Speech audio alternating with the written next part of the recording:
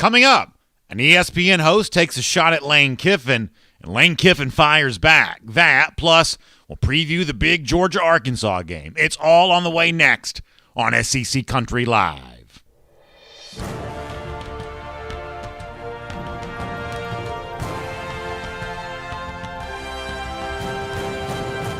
Hello, everybody. I'm Brandon Adams. Welcome into SEC Country Live. Happy to have you with us here today. You know, in so many ways, it feels like the SEC season actually begins this week. Now, we've had football for the last 4 weeks, but there's something about this week that just feels very different. We've seen a few teams play games. We've got surprise teams. We've got disappointing teams.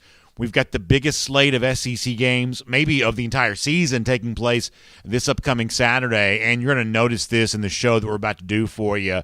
The overall mood around all of this is just so much more intense now than it has been at any point in time so far in the month of September. As the calendar prepares to turn to October, you just feel, to quote the great Jim Ross, business really picking up around the SEC right now. Obviously, a lot of folks thinking about that Alabama-Ole Miss game on Saturday. One of the guys that we'll talk to about that before our show is done today, Richard Cross, terrific radio host in Mississippi, broadcaster closely connected to the Ole Miss program. He's going to be with us in a few minutes' time. We'll get an update from him on everything happening with the Rebels as they try to go to Tuscaloosa and potentially shock the world and win that game against Alabama. All of that is coming up. Before that, though, let's begin above the fold with the big story in the SEC right now, and it's the war of words ongoing between Michael Wilbon, who you may know is one of the hosts of ESPN's Pardon the Interruption, and Ole Miss coach Lane Kiffin. On the show, Pardon the Interruption this week, I guess the two hosts, Wilbon and Tony Kornheiser, were asked to make their pick for the Alabama-Ole Miss game. And in the midst of Wilbon making his pick of Alabama, really had some very harsh words for Ole Miss coach Lane Kiffin, going so far as to call Kiffin a clown. This, Wilbon, as captured by a TV viewer on social media, going hard on Lane Kiffin. Take a listen to this. There's nothing to be proud of if you're a college footballer or any other sport with Lane Kiffin. Lane Kiffin's a clown. Lane Kiffin has been an embarrassment at multiple stops. I mean, nobody's going to run out there and say, yeah, I want Lane Kiffin right here on the logo representing me. Lane Kiffin's a cute little story for guys like us who have to talk about sports every day, and we can come in Monday and say, ha, ha, ha, Lane Kiffin. Once again, Lane Kiffin equals embarrassment at some point wherever he is.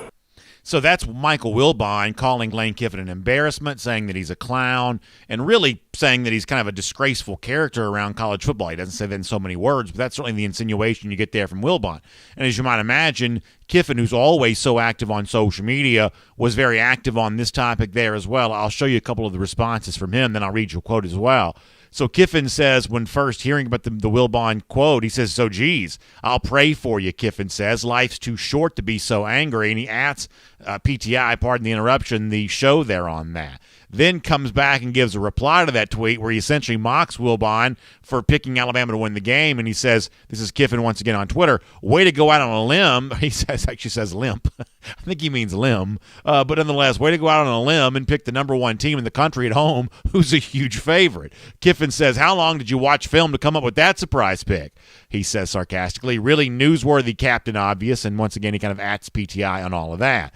He was also, Lane Kiffin was a part of the SEC coaches teleconference on Wednesday where the subject came up once again. Clearly, Kiffin sees some value in going back and forth with Wilbon on this because he did not hold back when being asked about Wilbon here today. He says, I worry more when the person's actually met you and knows you and says all those things versus someone who's never met you and doesn't know you at all.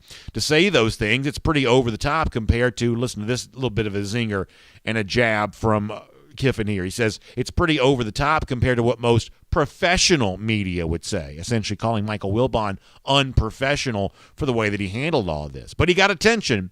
I think that's the name of the game. And if anybody knows about trying to cultivate attention, it's clearly Lane Kiffin. My feelings on this are pretty complicated. I'll say it this way. You know, this week, Pardon the Interruption celebrated its 20th year on television. It's a pretty old show. the two hosts that host the show are really, to be frank, old guys, Wilbon included here. And there's a little bit of dustiness. There's a little bit of past tense, I think, in the way that Wilbon describes Lane Kiffin. I think most people around the SEC would say that Lane Kiffin's a different version of himself than maybe the guy that Wilbon is describing in that rant. But I've also had my own level of skepticism when it comes to Lane Kiffin there as well. He has done some pretty odd things in his career, and he's been accused in rumor mills and innuendo and whispers of things that are even worse than that, even if they can't quite be validated and proven.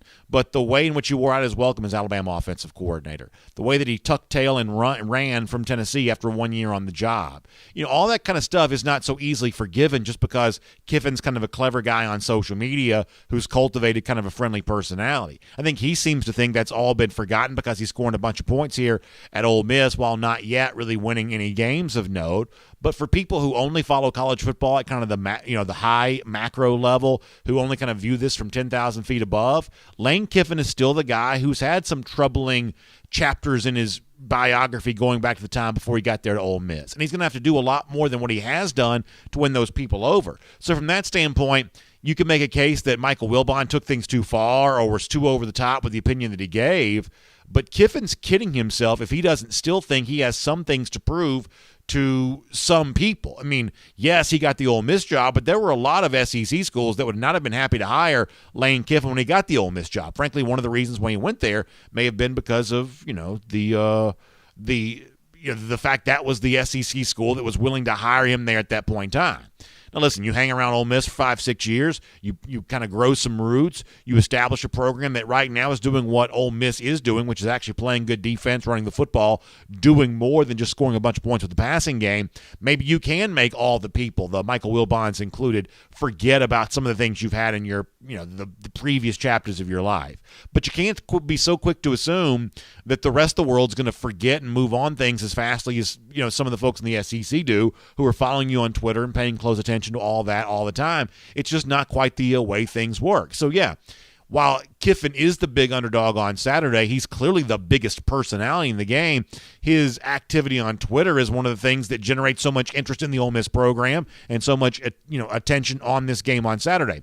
So Kiffin can hide behind, as he said in his comment to Michael Wilbon, that we're the big underdog, nobody's picking us to win, but he's clearly, Kiffin himself, cultivated a lot of attention here. And if he wants to earn attention for the positive and not just the sort of typical social media gawks, the thing he's going to have to do is win a game of this magnitude at some point in time. Now, I don't think Ole Miss has the team to do that here this Saturday, but maybe in some future year they will if Kiffin is willing to do what he hasn't always been very good at in the past. Stick around for a while, be mature, grow some roots, show he's a different guy than the one that he's been accused of being there in the past. That is Above the Fold here on SEC Country Live here today. Now, as far as the game itself, I think this is one of those moments that I think sets up very, very dangerously for Ole Miss, because while Kiffin may laugh and say, kind of old-time, former sports writer, now on TV, Michael Wilbon, maybe he's going out on a limb, sarcastically speaking, to pick Alabama to beat Ole Miss. There are obviously a lot of folks here around SEC country who at least seem to think that Ole Miss has a chance to keep the game close because Ole Miss has been riding high. The last time we saw Alabama in a game of note, they were struggling to win at Florida. And this is that moment where it seems like, is the Alabama dynasty, is it starting to tilt a bit? Is it starting to topple a little bit? And the sexier, more interesting team, Ole Miss, do they have something for Alabama in Tuscaloosa on Saturday, much the same way this band of rebels gave Alabama everything it wanted around this same time a year ago when the game was in Oxford? And that seems to be the conversation in the way that everything is setting up here. Be very careful with all of that. Be very careful with the belief that college football has become this easy to pick. Ole Miss is riding high. Alabama's kind of faltering after struggling against Florida. Be very careful of all of that. And yes, I know there is reason to respect what Ole Miss has done through the first few games of the season. I get that. Even Alabama coach Nick Saban himself talked about the respect that he has for what Kiffin has done, the respect that he has for what Ole Miss has done. In fact, this is Nick Saban saying that a little earlier this week. Lane does an outstanding job with their offense. Their overall team is improved in every category. Defense, special teams, they really are playing extremely well. This is one of the best offensive teams in the country, no doubt. The quarterback is a fantastic player, understands the offense well, does a great job of executing it. They've got really good running backs. They've got lots of speed. They've got good receivers. The offensive line is returning intact. So, their whole fastball system is something that's always a challenge for the defense to, get lined up and play with great poise and be able to focus on, doing your job. It's a real challenge for us from that standpoint. So, you see, you hear Saban talking about Kiffin and the Ole Miss team there, but the face you saw on your screen a moment ago is the one that matters here more than any other. That's Matt Corral. Yes, Jerry Neely in the running game for Ole Miss has looked pretty good, and yes, thus far against lesser competition they'll see on Saturday, Ole Miss has played pretty good defense, better than maybe they would have in the past. But the thing that matters for the Rebels more than anything is the performance that Matt Corral has given them at quarterback this year and the way in which Lane Kiffin has a tremendous tutor of quarterbacks, and no one can dispute that. The way in which Kiffin has developed Corral. If you're thinking about Alabama's chances of being upset, if you're thinking about Ole Miss's chances of going in there and shocking the likes of a Michael Wilbon, the continued work of a guy like Kiffin with Corral is the example of that. And while, for Alabama, they've been in this spot before and they've kind of disposed of these kinds of opponents before, on the Ole Miss side of things, this is the moment where Matt Corral could become the 2021 version of Johnny Manziel. Manziel in Tuscaloosa winning against Alabama in 2012, propelling himself to a Heisman Trophy win in the process, becoming a cultural phenomenon as the quarterback for Texas A&M. Matt Corral's chance to become the Johnny football, or I guess the Matty football for 2021, that's what exists for him on Saturday. That Corral is the kind of quarterback, on the basis of what we've seen for these few games, that at least has some chance to put Ole Miss, the entire team, on his shoulders and to go in there and with his arms and with his legs, being the kind of quarterback that's given Alabama trouble before.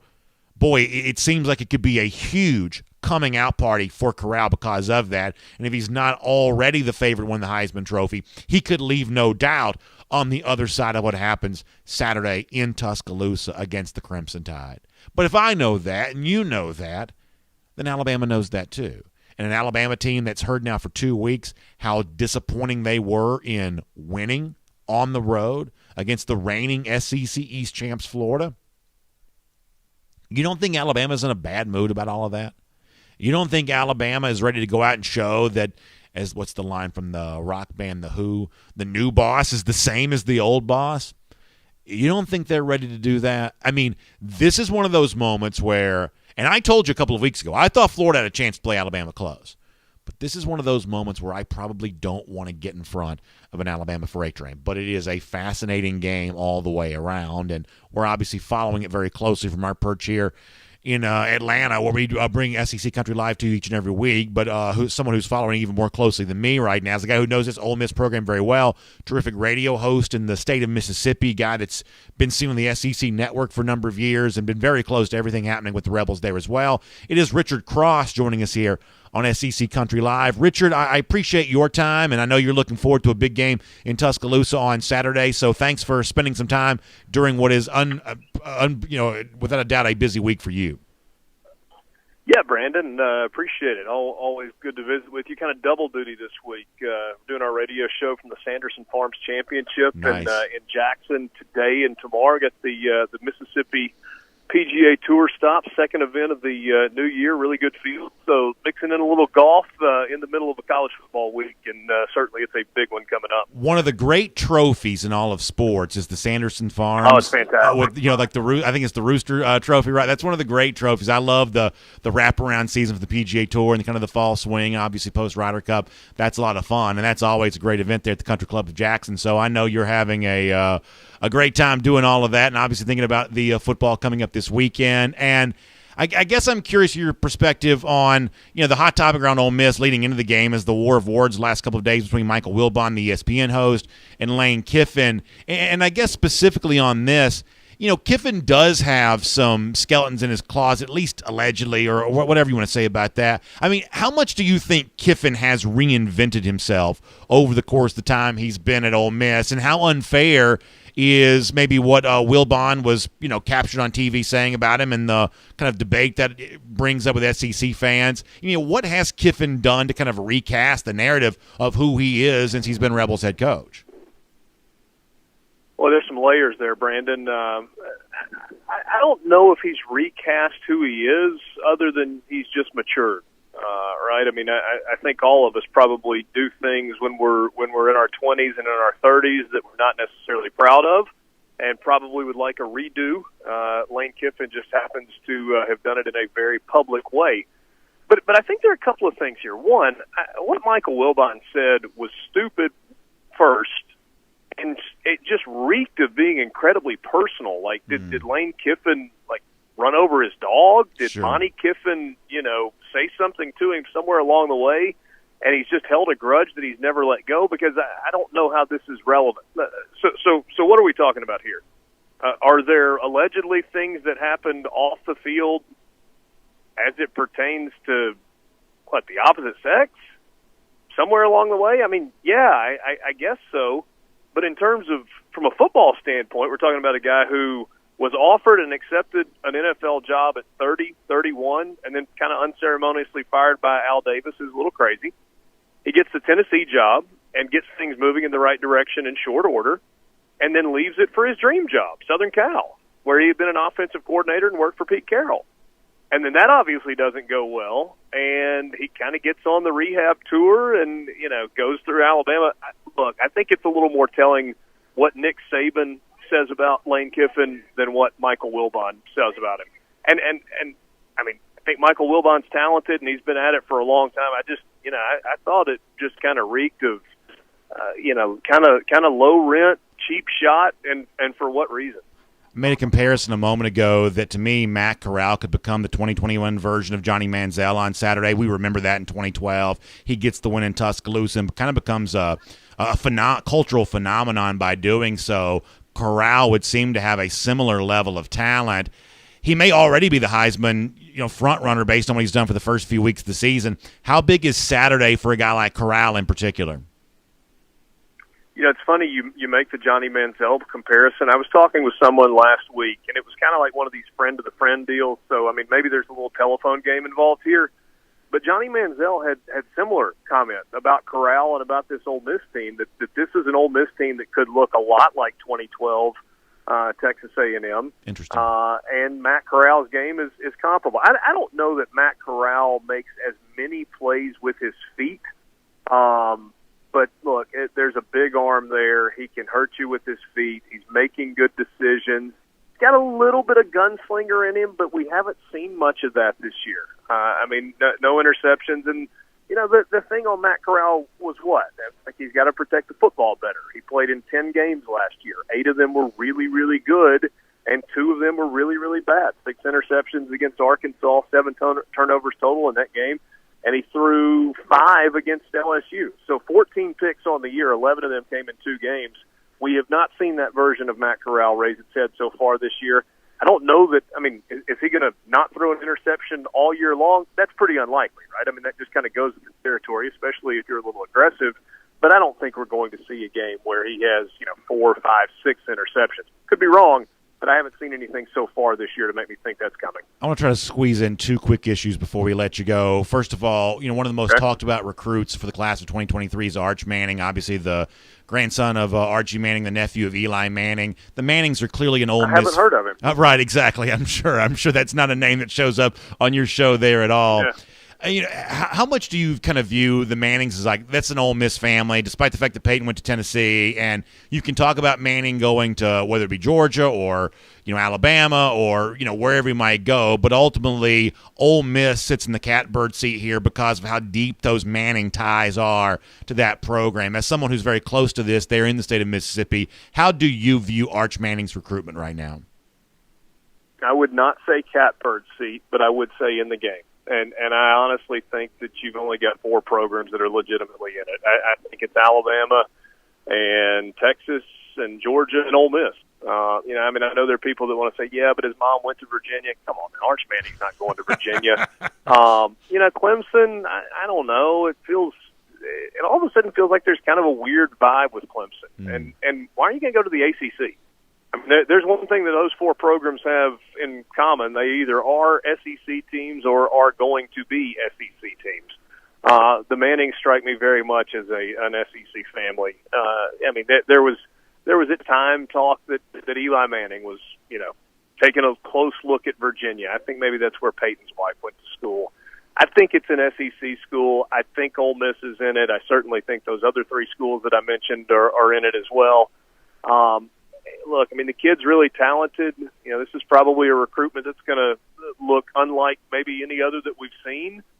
I get the impression that a decision is going to be made somewhere in the mid to late part of the summer. I don't think they'll have this hanging over going into his senior year, and I think it makes this week important, and it makes the rest of the season important for Ole Miss. I mean, you got to prove that you can win and win on a big stage if you want to get a kid like that to come play QB for you. Very quick before we let you go, and you've obviously been generous with your time.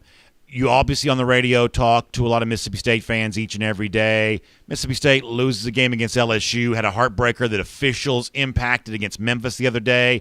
What's the mood around Mike Leach right now with the folks in Starkville, you think? I think it's mixed. I mean, there are people that go, it's going to take some time. The part for me, Brandon, is the people that were like, well, I can't believe they're not running it more. Well, if you ever watched Mike Leach coach football before, he's going to do what he does. And what he does is throw the football 65 times a game. I think they had like 20 rush attempts last week, which was a big number.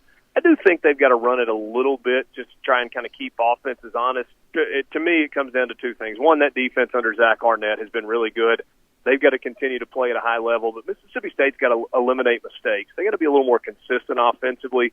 Will Rogers is playing well enough to win. They're talented enough at receiver and running back. Offensive line's gotten a little bit better. They got to quit killing themselves with penalties and turnovers. And if they do that, if they play clean game on the offensive side, they got a great shot to win in College Station this weekend. Richard, you do a great job. We love your insight on all the things happening in the SEC, on the radio, connected to the SEC network, Ole Miss, everything else. Remind folks how they can get more of you online if they want to listen to your show or find out what you're talking about. How can folks connect with you? Yeah, Sports Talk Mississippi is part of the Super Talk family. You can grab the Sports Talk Mississippi podcast, listen live at supertalk.fm, and hit me up on Twitter if you want to. Richard Cross STM, I think. Richard, thanks for your time. Appreciate it, man. Enjoy the golf and Tuscaloosa as well. Good to visit with you as well, too. Good stuff there. Bud. Yeah, good stuff there from Richard Cross. Terrific radio host in Mississippi, knows the Ole Miss program well. That's what we like to do around here. We'll try to bring you those voices who are very close to what's happening because obviously I've got my opinion, but my opinion's also formed from being here a couple 100 miles away. And someone who's closer to the action than that for a big game on Saturday. Great to get his insight on all of that, and I thought that he laid it out very well for what Matt Corral has a chance to be and the way in which that if you're in Oxford, you kind of feel like you've seen the evolution of Lane Kiffin take place, and he has matured. And I would say, as an addition to that, well, now it's time to kind of put that on display for the rest of the world to see there too. And, maybe it's asking a lot in a game like that against Alabama on Saturday, but a lot of that for Kiffin, I believe, is kind of proven over the course of multiple years here, showing that he can grow roots at an SEC program the same way that a lot of these other coaches kind of have in the past. And clearly the folks there in Oxford are loving what they're seeing from Kiffin thus far, and you kind of understand why all of that is. All right, we have not taken your comments yet. I want to get some of those. Let me do this. Let me do a little bit on Georgia, Arkansas, and then after that, before we run through the rest of the news, I'll get a bunch of comments on both Facebook and YouTube. Obviously, you've got a very similar situation in Athens that you have in Tuscaloosa, where one of the talks of the league thus far comes in as a pretty significant underdog. Ole Miss trying to do that in Alabama, Arkansas trying to do that in Athens on Saturday, and it's amazing just how much Arkansas to this point in the season has really exceeded anything that anybody could have thought would be possible for them. Not only are they undefeated, not only are they 4-0 against the spread there as well. I thought our buddy Brad Powers, who does a good job of, I say buddy, he's just a guy that I know on Twitter. I don't know that we would qualify as buddies. But the point here is what Brad Powers put out on Twitter, he's kind of a college gambling expert. if you want an idea of just how successful Arkansas has been thus far in comparison to what the expectations were for them, they are one of 4 teams so far this season who were 4-0 against the spread. And now listen to this. Not only is Arkansas undefeated at 4-0 against the spread, they're also exceeding the expected spread margin by an average of 13.3 points per game thus far. I mean, that's extraordinary that they are nearly 2 touchdowns better per game than the folks who do this for a living, the folks who cover this closer than anybody else, those who are setting the lines and putting their money down on the lines. Nobody's paying more close attention to the action than that, and yet they continue to be wrong on Arkansas by a margin of about 2 touchdowns per game. And that's, by the way, with an increased expectation for Arkansas week after week, and Arkansas keeps topping that there as well. So obviously it sets up for a pretty interesting situation between the Dogs and the Hogs on Saturday. And what makes the game even more interesting is the fact that these two coaches know each other so well. Sam Pittman having worked as Kirby Smart's offensive line coach for every year until he took the Arkansas head coaching job last season. And the one thing that Pittman said this week when he was behind closed doors with Kirby, when he saw the way that Kirby worked in the program at UGA, the one thing you're never going to hear Pittman question is the passion that Smart brings to the table. Pittman really praised Kirby Smart for his desire to win and provided a pretty interesting explanation for the reasons why Kirby does want to get it done. This is Sam Pittman on his old boss. All he wants to do is win. Now, he's going to treat people right and all that. I don't mean that. I certainly don't mean that. But he's at his alma mater, and he wants to win for the state of Georgia, the University of Georgia. And, man, you got to respect all that. And his kids, they play extremely hard. And you don't find many teams that are playing extremely hard that don't have high respect for the head coach. And they do. And I was very fortunate to be 4 years and learn from him. There's no doubt the respect that Pittman has for Smart. There's no doubt that Smart reciprocates that. And as Pittman said, Smart wants to win. And obviously that's a big challenge against Arkansas this year, given the way the Razorbacks have played. And one of the things that Kirby Smart talked about when it comes to this team is what they do in particular defensively. Listen, I've said this a million times, and I'll say it again. I'll put the tandem of coordinators that Arkansas has, with Kendall Briles running the offense and former Missouri head coach Barry Odom working as Pittman's top lieutenant on that defensive side. I'll put Odom and Briles as a tandem of coordinators up with anything in the SEC right now. And in the case of Kirby Smart, when he thinks about the challenge of the Arkansas defense, he sees a significant one because of what Odom can do to make things difficult in offensive play callers and because of the veteran talent that Arkansas has and in some cases what it's brought into the program. This is very strong praise from Kirby from what he's seen thus far from Arkansas. Take a listen to this. First off, Barry does an incredible job. Barry is one of the few people that you can say he takes what he has and he gets what he has to work really well. So like he's been different at different places. He's not been the same guy everywhere he's been. He's morphed, he's changed. He's changed with college football. He's innovative. He goes and looks and studies what other people are doing. He forces your hand to maybe play left-handed, where you can't do some of the things you want to do. He's really good at it. And not only that, he's got some really good players doing it. Make no mistake about it. This is not the Arkansas that we played last year. Okay, those guys up front, he's got 3 transfers, 2 from Missouri, 1 from Illinois State, and they play extremely hard. And they're extremely physical, and they create an immense amount of problems for the people they play. And, they will not be taken lightly by this group because they're doing an incredible job of creating problems for offenses. Just look at what they've done with really the 2 big games everybody knows about, but they've really done it in every game. I think the words from Smart there are serious, and I think they're meant to be taken seriously, and I do think what Arkansas has done through 4 games in the 2021 season, following up on what was already a pretty impressive debut year for Sam Pittman. I think the Hogs deserve a lot of credit. It truly is a remarkable story, especially given the just absolute dregs that Chad Morris had that program before Pittman took over. However, ultimately, I feel a little bit about Arkansas the same way I feel about Ole Miss on Saturday. that the story of the season for these two teams is not what happens in these big road games. Because for Arkansas, they've already had the emotional high of beating Texas, following that up with beating Texas A&M. But to ask this Arkansas team to go to Jerry World, beat the Aggies the following week, come even farther away from home to go even play it close with Georgia, I just simply think that's asking too much. I think that Arkansas is finding Georgia right now at a pretty miserable time. So the goal for Pittman, I believe, post-Georgia game on Saturday is to maintain the sense of momentum that you think you already have right now, allow that to exist and survive whatever happens against Georgia, because the truth is it may not be pretty against the Dogs here this week, but that doesn't mean there aren't more wins to come for Georgia the rest of the way. I said this about Ole Miss a moment ago, too. Ultimately, I think they're catching Alabama at a pretty bad spot. Alabama clearly is in a bad mood because of what folks have said about them coming off their near miss against Florida. And this is typically the moment in the season where Alabama really gets it cranking. But Ole Miss can still be a pretty impressive team and put together kind of a pretty record with winning a lot more games besides the one they're going to play against Alabama on Saturday. So both of the road underdogs trying to pull upset bids, I probably don't like either one very much, and frankly I think both these big home teams, Alabama and Georgia, probably coast somewhat easy on Saturday, but they'll still be great television. And I know a lot of folks around the SEC country footprint here will be looking in to tune in to see all of that. Before I move on, let me also give a shout out to my friends at Meriwether and Tharp here for a moment.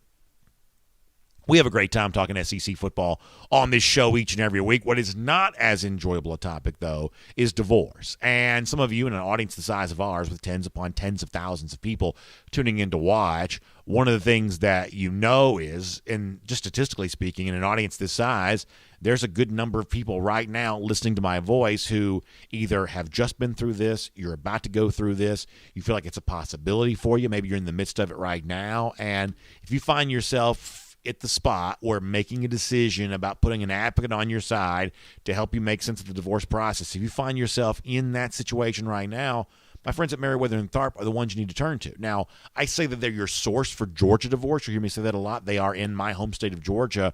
Their website's theatlantadivorceteam.com. But here's the great thing.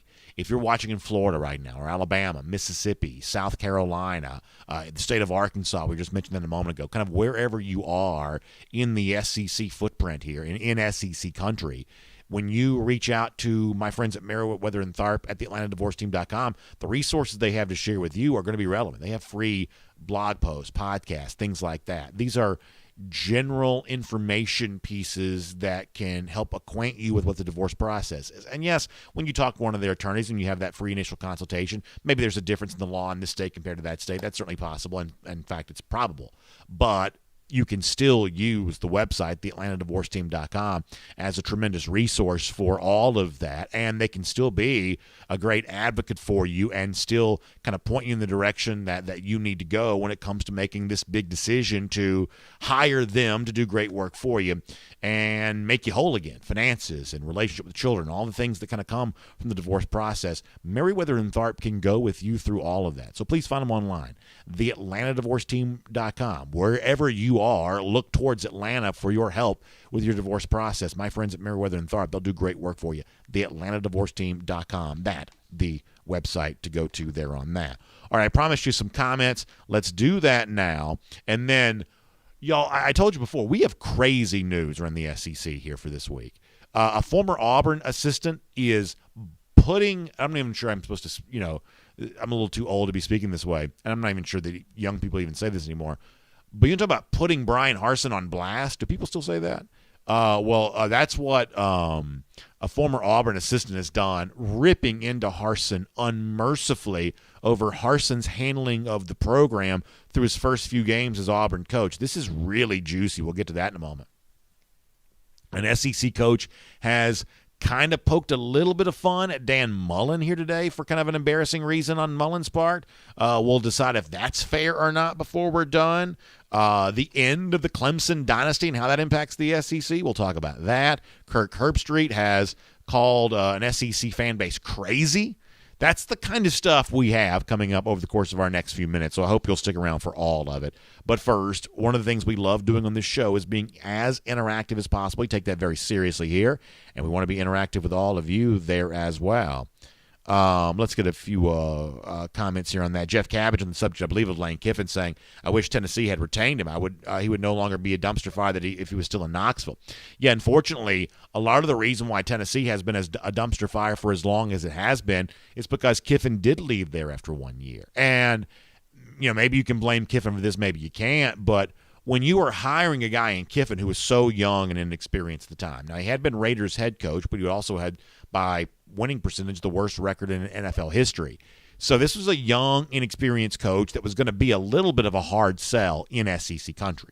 So what you had to do was you had to surround him with veteran assistants. You had to create this dream team persona around his assistant coaching staff in order to secure those coaches, other than his own father, Monty Kiffin.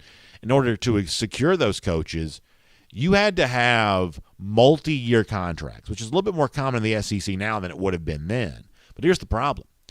When Kiffin tucked tail and ran to USC after 1 year, well, now you're stuck with all those contracts, and you can't afford to buy all those assistants out. So you're in a situation now where Kiffin's predecessor has to the guy that follows in Kiffin's footsteps now has to inherit some of Kiffin's assistants, and no great coach is going to want to have to work with a coaching staff that was picked for him. He's going to want to pick his own coaches, and so you're forced to kind of go a little farther down the trough for who you ultimately end up hiring there. That's why you get Derek Dooley instead of somebody else. Then Dooley struggles with the program. Recruiting falls off mightily. Go back and read some of the things that's been written about the failure of Tennessee recruiting around the time that the Dooley era came to an end around 2012. It was a disaster. Setting the program up to be, not where it needed to be, behind the eight ball at the start of the Butch Jones era. Then Jones was his own version of a disaster, kind of bland, kind of ineffective, and all of a sudden now you're in a situation where you're forced to turn to, Jeremy Pruitt. That doesn't work out well. And on you go. But it's a chain reaction of events that I believe can be pointed back to when Lane Kiffin, who was young, inexperienced, who was, as has been said, immature, when he did an immature thing and bolted after 1 year on the job, he really left Tennessee holding a bag they couldn't quite put down, and to this point in time still, as a program, have not been able to quite move on from. Let's get a few more comments here. Deontay Julian checking in to say the worst fans are Ohio State fans. They make excuses every week. It's annoying, especially living in Ohio. So Deontay, I didn't realize you lived in Ohio. Deontay's a Florida fan, weighs in on the Gators in our comment section pretty frequently, but also representing up and there in the state of Ohio there too. Alan McGovern says Dog fans got to be Wildcat fans this week. He says go Kentucky. Obviously, Georgia fans like the idea of seeing Florida lose, and I think we'll talk more about this in a moment, but I think Florida on the road at Kentucky is a pretty interesting spot on Saturday for sure. Brian Burnett says the Hogs against Georgia won't be able to get their rushing attack going, which could make for tough sledding. I think you could be right about that. Kevin Green, however, says, I believe the Hogs would look a lot different against the Dogs' savage defense. Also, the Hogs' defense has given up plenty of points against offenses that aren't near what Georgia is, and I think that that's a pretty good point by Kevin Green there. Let's see what other comments are kind of rolling in here. Kevin Cook referencing a JT Daniels injury. I guess there was a little talk about, what was it, a lat injury? Is that what Kirby Smart mentioned in the SEC coaches teleconference here today? Brian Whitehead also on the subject of Georgia-Arkansas saying, I still think Georgia wins, but nothing scares me more than a team that believes. And Brian says Arkansas believes, and I guess in a lot of ways they do. Rick Keene checks in to say the Puppies, meaning Georgia, don't have the offensive firepower to beat and match that defense. I'm predicting a 13-10 win by Arkansas. Treat the Dogs like they belong to Michael Vick. Go Gators, Rick Keene says. Well, there you go on that front. Pretty strong take there by Rick Keene. What else is going on here on the Facebook side of things? A lot of comments rolling in. Jeremy Pettis says Ole Miss had 2 weeks to prepare for Alabama. Still will not be long enough to go through 4 quarters. So Jeremy feeling pretty good about his Crimson Tide there on that. Jerron says that plenty of coaches better than Lane Kiffin wasn't privileged to get the same opportunity. He's no different than R. Kelly. That's quite a comparison there all the way around. A couple of YouTube comments rolling in here too. Nicholas Hand says that Kentucky doesn't have the horses to beat Florida. So Nicholas feeling pretty good about what the Gators have a chance to do on Saturday. Jay Shipes checking in to say he's really having a good time over here. Blake Robinson, on the subject of Tony Franklin, the former Auburn offensive coordinator, who really let Harsin have it. And you can say, and we'll play the audio for you later on, you can say that, well, Franklin's just got an axe to grind. He, has a personal relationship with Cornelius Williams, and maybe he's still bitter about the way that things ended for him at Auburn. For the most part, Franklin acknowledges all of that. He clearly admits that he's got some personal agenda here. But I think the words that Franklin uses are still pretty relevant, though, because I think it speaks to the fact that firing an assistant coach that quickly into the season, scapegoating your wide receivers coach after some of the things that have happened for Auburn, thus far this year, including the too close for comfort home game against Georgia State and the odd play call at the end of the road loss to Penn State, that's a pretty unorthodox move. And it does make Brian Harsin, I believe, seem less stable in the SEC. Some of the stuff that Harsin's been beaten up for by the media, I'm not sure I care about that one way or another. I just don't know what my opinion is on that. But when it comes to scapegoating your receivers coach to kind of and you'll hear Franklin in his own words on this in a moment, to kind of scapegoat your receivers coach because you're getting some heat from, message board guys and things like that, that's not a very presidential look from Harsin right there. All right, let's see what else.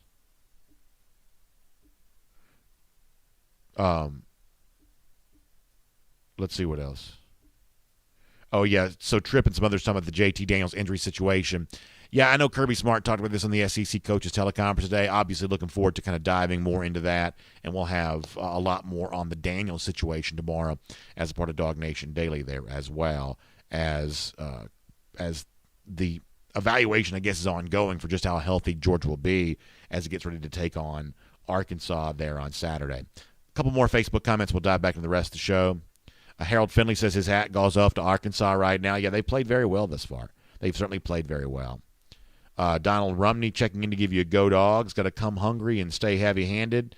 Brian Burnett says Kentucky has a good rush defense, which is enough to beat the Gators. So Brian Burnett feeling pretty good about Kentucky against Florida on Saturday. So strong comments coming all the way around here.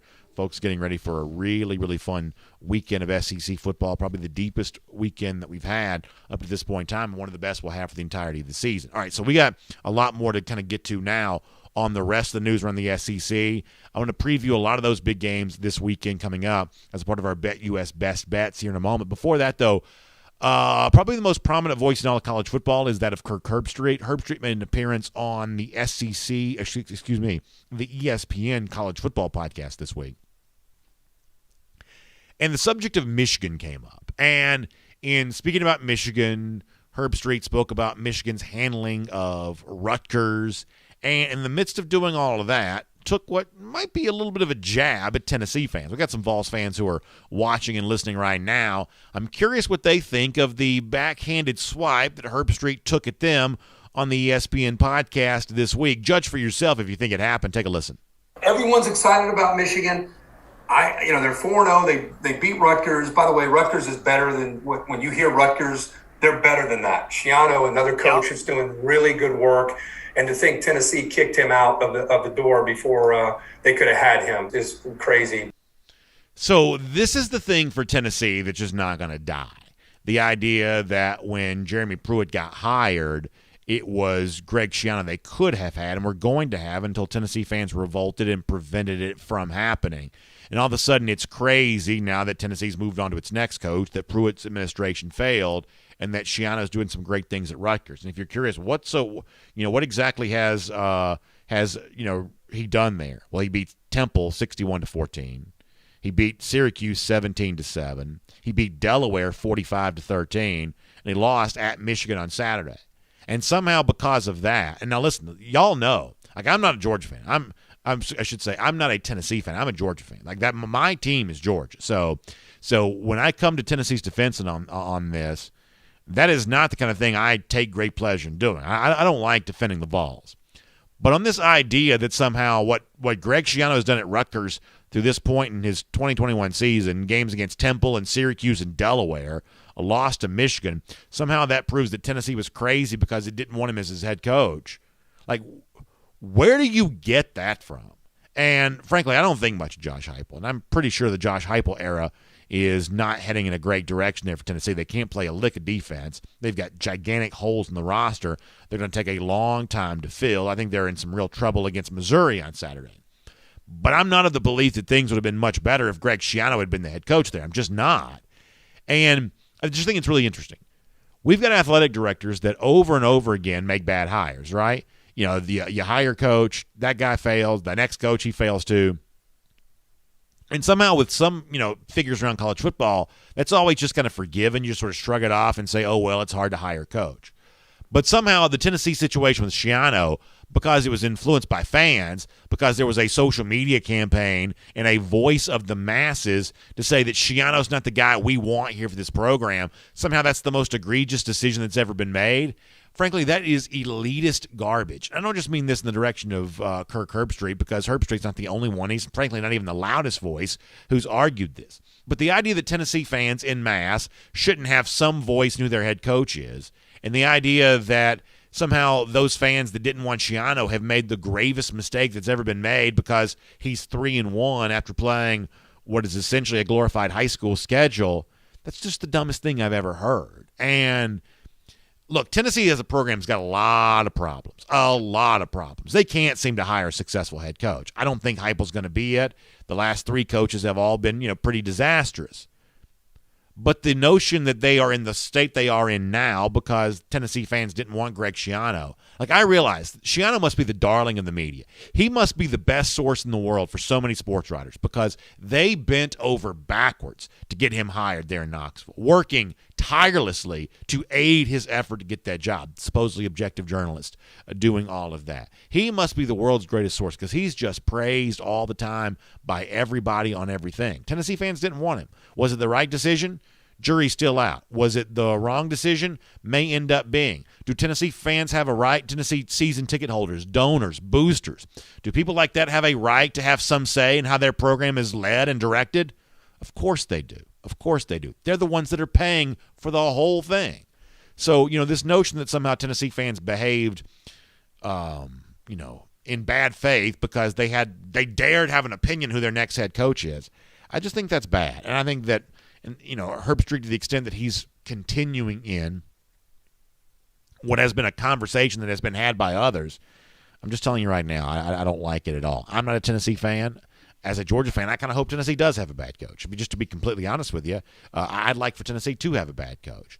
But this idea that Vols fans, who are really no different than any other SEC fan, the idea they didn't have a right to voice their displeasure when the previous Tennessee administration was going to reach way outside what we typically think of as kind of an SEC guy and bring a guy like that who had plenty of problems. I mean, I won't go back and rehash all this, but he'd had plenty of problems. The idea that Tennessee fans had no right to voice an opinion on that, no. 100% no, erroneous. I have no problem with Vols fans there on that particular issue. All right, I'm going to talk some more about what's some stuff that's been said around the world of college football here in a moment. Let's also take a moment right now to rattle through our BetUS best bets for the week. And obviously, there is a lot going on as we look at the big games around the SEC here right now. And, of course, if you want to make the games themselves even more fun, one of the great ways to do that is by using the promo code SEC125 with our friends at BetUS. Because when you do, your initial deposit, you're going to get a 125% bonus on top of that. Simple language here. That means if you put in $100, you're going to get $125 on top of that. Whatever amount of money you put in, when you use the promo code SEC125, you get a 125% bonus on top of that. BetUS.com, the place to go to take advantage of the promo code SEC125. Let's quickly rattle through some of the big games here for the weekend. I'll give you a couple of quick thoughts on all of that. Of course, we highlighted 2 of the biggest games a moment ago with Alabama as a big favorite at home against Ole Miss. And that number sits at 14.5 right now at BetUS as of today. Arkansas, Georgia, dogs, 18.5-point favorite there. I probably like both favorites there in that spot. I like Alabama a lot, and I like Georgia enough. So give me both the big favorites in the big game. I told you with Tennessee going to Missouri. Missouri's turned out to be one of the more disappointing teams in the SEC, I believe. But back in 2020, they were pretty good at home. A small number here against the Vols team. I don't think it play much defense. If I'm going to make a pick, it's going to be on the side of Missouri. It's either the Tigers or nothing there. I think Florida finds itself in a pretty interesting spot. I thought they got Tennessee at a great time a week ago. Potential letdown moment after playing Alabama tough. It was good to be at home against a team, as I said before, that doesn't play much defense. Well, now you're going on the road to Kentucky, a team that, believe it or not, is second in the country when it comes to net yards per play. It's not been a great year for the Wildcats necessarily, but at least on the basis of that metric, they've done pretty well. Clearly, it's an offensive upgrade with Will Levis a quarterback and the new kind of Sean McVay-style system. So be careful about the Florida Gators here, not to necessarily lose the game outright, but closer than the experts think. They're at Kentucky. I think the 8.5 could be a very interesting number to consider there. Texas A&M tries to bounce back after a pretty ugly-looking loss to Arkansas this past Saturday as a 7-point favorite against Mississippi State. I assume they probably will. LSU-Auburn's a fascinating game. You know the number here. It's been since 1999 that Auburn has won at LSU. Of course, LSU got it done on the road at Mississippi State last week. Auburn was lucky to beat Georgia State. This is probably TJ Finley for Auburn starting against his old school there, LSU. I think the talent edge here belongs to the Fighting Tigers from Baton Rouge. 3.5. The half point here is a pretty big deal to me. But once again, if I'm taking a side here, it's probably LSU and not Auburn. This is an Auburn team right now that I think is coasting towards a losing season. We have a few more games to show folks here for a moment. We don't have the rest of the games to show. Okay, so that's the games there around the SEC for all of that. Of course, Notre Dame, Cincinnati, the big game nationally. Probably the worst game I've ever seen in college football with Vanderbilt hosting UConn. Vanderbilt, after losing 62-0 last week, is a 14.5-point favorite against UConn. This is a fascinating weekend in college football. No game is worse than Vandy UConn, and perversely, I'm actually kind of interested in that all the way around. So pretty good stuff as we head towards the weekend with all of that. But to take advantage of your own opinion, your expert thoughts on who wins these big games, the promo code at BetUS, the place you got to go. SEC125 is the code. 125% deposit bonus you're going to get when you put that initial deposit in. That means before you place your first bet, before you win your first bet, you're already a winner because you got more money in your account. SEC125. That is the code to remember. BetUS.com. That is the website, BetUS, America's most beloved sports book. They've been doing it for more than 25 years, taking good care of their players, including right there with the big initial deposit bonus when you sign up, SEC 125, for more on that at BetUS.com. All right, let's talk a little bit more about some of the things going on around the SEC here right now as a part of SEC Country Live here today. So let me go outside the SEC for a moment for a story that has great relevance for the SEC. One of the thorns in the SEC side lately has been Clemson, not just because they beat Alabama a couple times in national championship games and played LSU in a title game and took a home-and-home from Auburn a few years ago, Texas A&M a few years ago. This is a program that runs its mouth a lot, that is in the playoff, has been every year since 2015, playing for the most part a pillow-soft schedule. And a lot of SEC fans have kind of wanted to see Clemson taken down a peg. Well, they lost to Georgia week 1. And they've struggled ever since then. They lost to North Carolina State this past weekend there as well. This is a Clemson team that for the moment appears to be kind of a shadow of what it once was. But the operative phrase in the sentence I just used, for a moment, maybe it's more than just a moment. In fact, maybe it's forever, at least according to the outspoken SEC network host Paul Finebaum, who was on Get Up on ESPN this morning this week. And Paul Finebaum says that the struggles you're seeing from Clemson, they're going to last for a while, maybe perhaps even forever. This is Paul Finebaum on that. Dabo's dynasty is done. I do not like anything I see there. They've lost one coach a couple of years ago to Sept. I think that was a big loss. This is a staff that has always been together, but I think it's getting stale. Yes, recruiting is still good, but will it be elite after what we just got through watching Greeny? It just doesn't look like Clemson is part of the cool kids anymore, and I think they're going to pay for it in recruiting, and they play in a terrible league, which will hurt them even more. Obviously, I agree about the ACC being a terrible league. I don't think anybody could dispute that. But the notion that Clemson's no longer part of the cool kids table because of their current struggles, that to me is taking things too far. Here's what's going on with Clemson.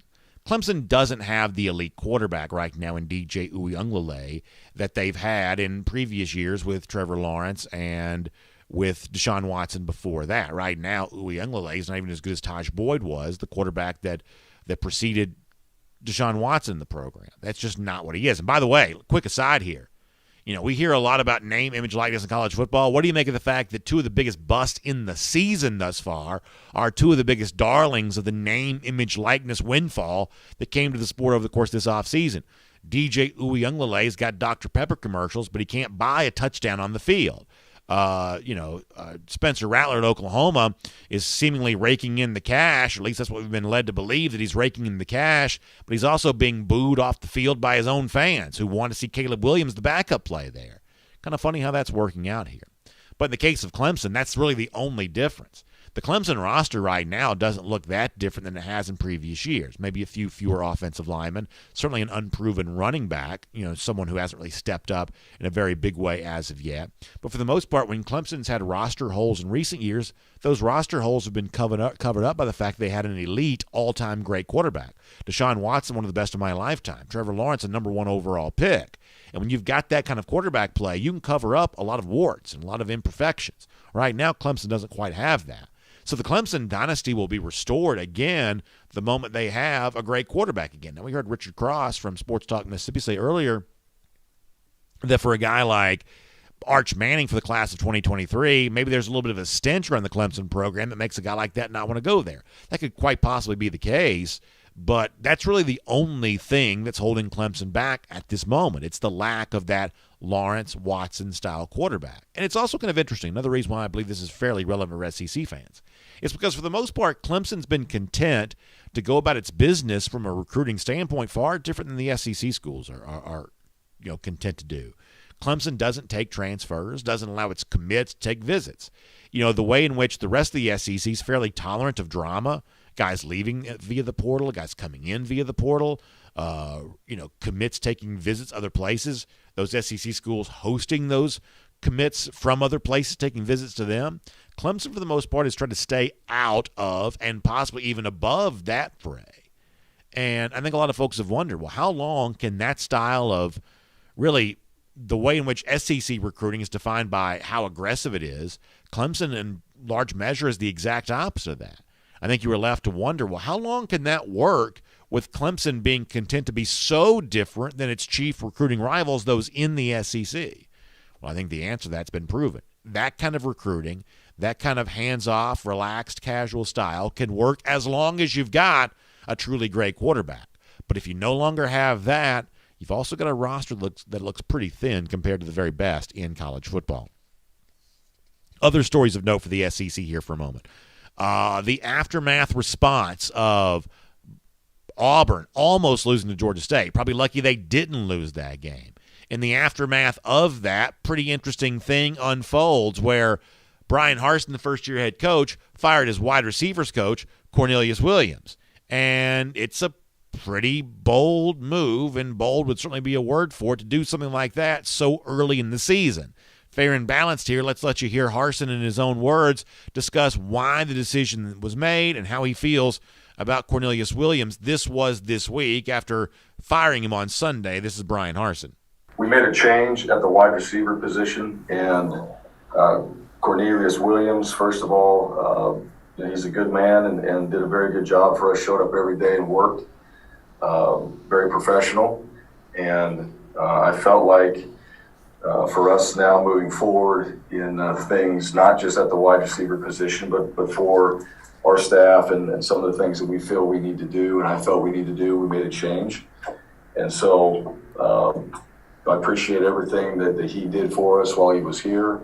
I appreciate his family, and he's a good young coach, and certainly looking forward to things that will happen for him in the future. And one of our terrific YouTube commenters, Blake Robinson, a little earlier, was kind of playing a preemptive strike against this because the response to Williams getting fired was very strong from a guy named Tony Franklin. Franklin's a former Auburn offensive coordinator, and what Franklin's going to say here in a moment is that the decision to move on from Williams is a bad look for Harsin and makes it seem as if Harsin is out of control.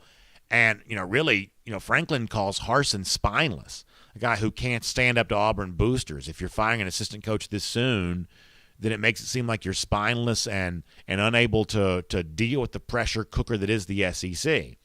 What Blake and some other Auburn fans are going to say to all that is, Well, this is just Franklin, who's mad that he got fired from Auburn, who knows Williams, the former wide receivers coach, personally.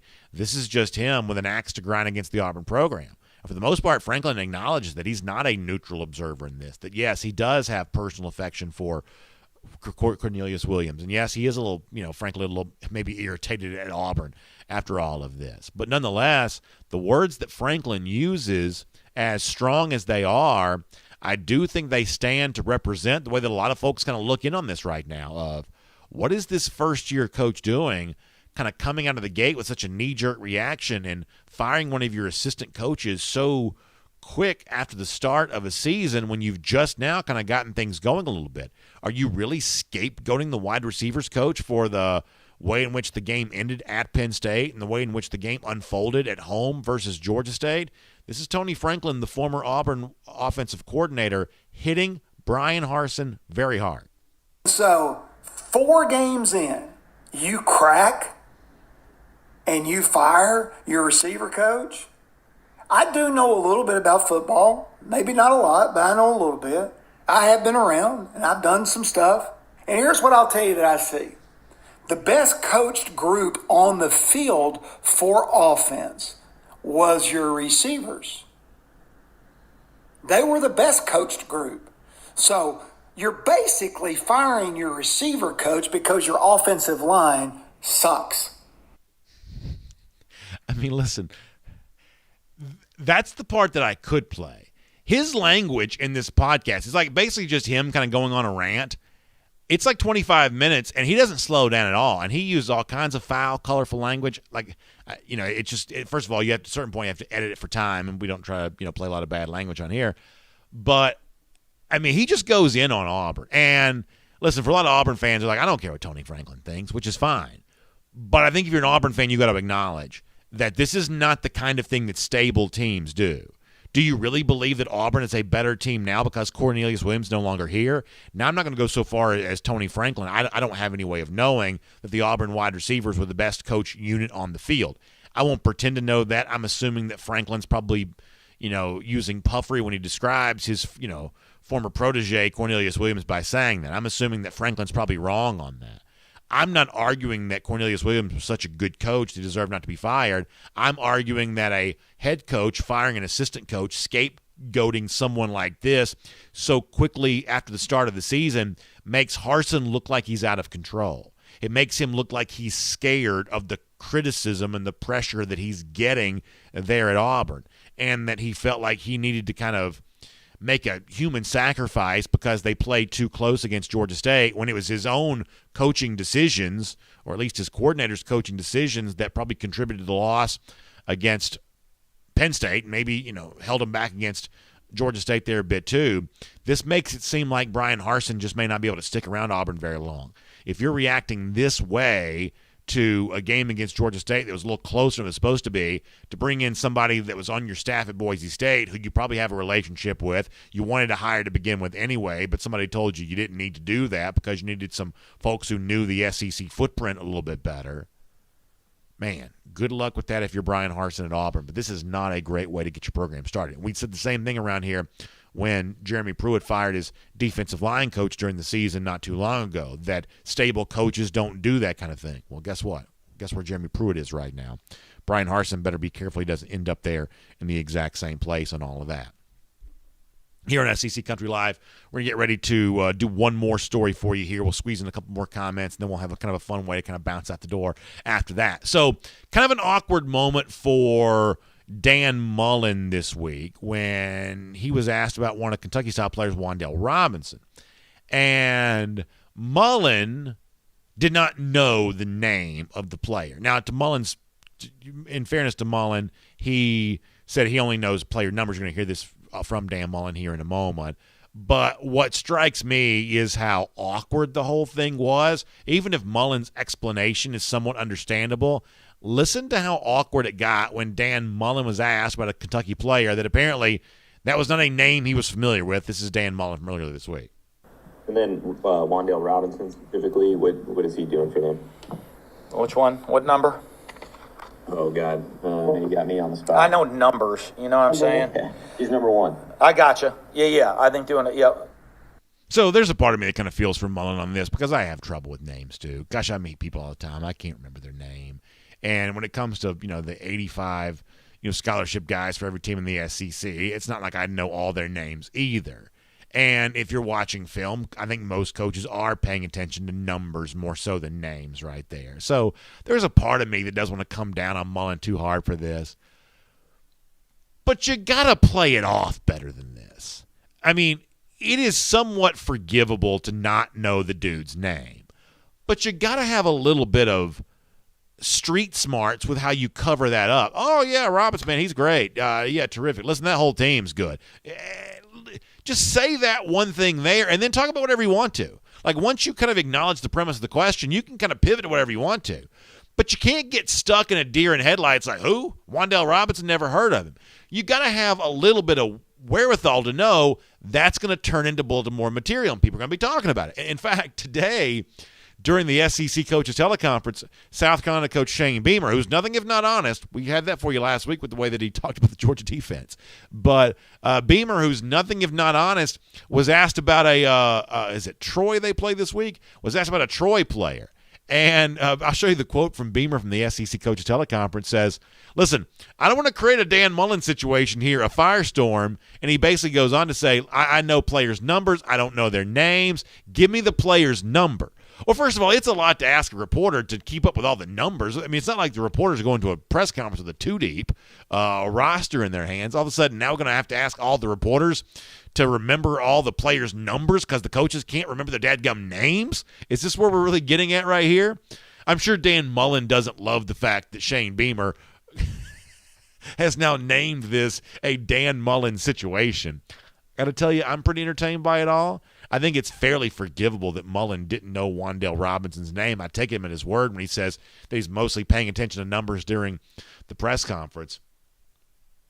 But you got to play it a little cooler. You just got to make it seem like you know it, even if you don't. And pretty funny for Shane Beamer for probably throwing another little log on that fire to kind of get all that going. All right, let's get a couple more comments, and we'll get out of here on a Wednesday. Hope all of you have enjoyed SEC Country Live today. We've also got a pretty funny SEC LOL that we'll do in just a moment. Wait till you see the way in which one SEC fan base reacted to a fairly well-done Photoshop. We'll do that for our SEC LOL here in just a moment. Deontay Julian laughs at Dan Mullen saying that he's a fool. Yeah, listen, I just think you got to kind of cover that up a little bit better. Lynn Green Johnson also checking in there as well. Lynn says nobody's better than Bama until they can beat Bama at least 2 times back-to-back. Boy, it sounds like Lynn Green Johnson's moving the goalpost a little bit there on the Crimson Tide. Kyle Cummings says, to act like Clemson wasn't a big test to open the season with on the road is crazy. They still have one of the best defenses in the country. I think Kyle's right about that. That was a big test. And I think what maybe Kyle's kind of coming from is the idea that maybe Georgia's not getting full credit for having beaten Clemson to start the season. It is certainly true that the Clemson offense has fallen apart, even against lesser competition. I assume they'd play better than this. They're just kind of struggling with that quarterback spot right now. But the defense can still do some pretty big things. I don't think you'd question that really at all. Kevin Cook wants to barbecue the hogs on Saturday. Georgia fans kind of weighing in on that. A lot of folks checking in over here on the YouTube side of things there as well. Sometimes some of the stuff that Jay Shipe says, I'm just not quite so sure over here. G. Greg's Bama Boys also over here working the comment section pretty hard. Blake Robinson on the subject of those Auburn wide receivers say they definitely were underperforming and the best guys were on the bench. Maybe that's the case, but, I mean, Blake, wouldn't you acknowledge that the biggest issue for Auburn thus far this season wasn't a game they had a chance to certainly win?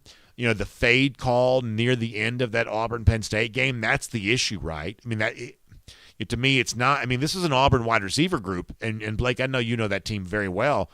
You know the totality of the roster better than I do.